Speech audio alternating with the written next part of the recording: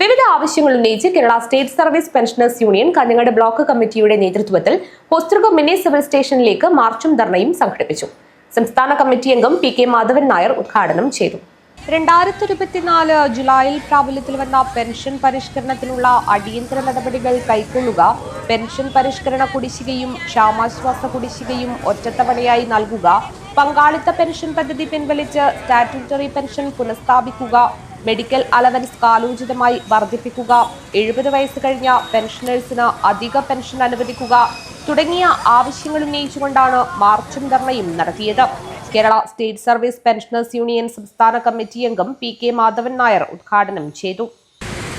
1978 ആദ്യമായി പെൻഷൻ പരിഷ്കരണം നടന്നത്. അതുവരെ നമുക്ക് പെൻഷൻ പരിഷ്കരണം ഉണ്ടായിരുന്നില്ല. അതിനു പകരം പെൻഷൻ വർധനവായിരുന്നു ഉണ്ടായിരുന്നത്.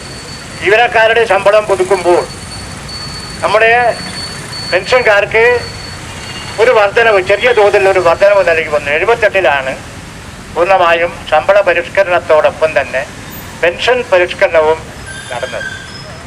അന്ന് 85 രൂപയായിരുന്നു അടിസ്ഥാന പെൻഷൻ, അത് minimum pension.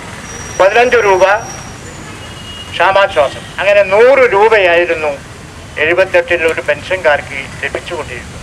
Block president B Parameswaran അധ്യക്ഷത വഹിച്ചു. ജില്ലാ കമ്മിറ്റി അംഗം V Balakrishnan, block vice president V Kunhikrishnan എന്നിവർ സംസാരിച്ചു. ബ്ലോക്ക് സെക്രട്ടറി കെ ചന്ദ്രശേഖരൻ സ്വാഗതവും ട്രഷറർ കെ സുരേന്ദ്രൻ നന്ദിയും പറഞ്ഞു. News bureau, Kanhangad.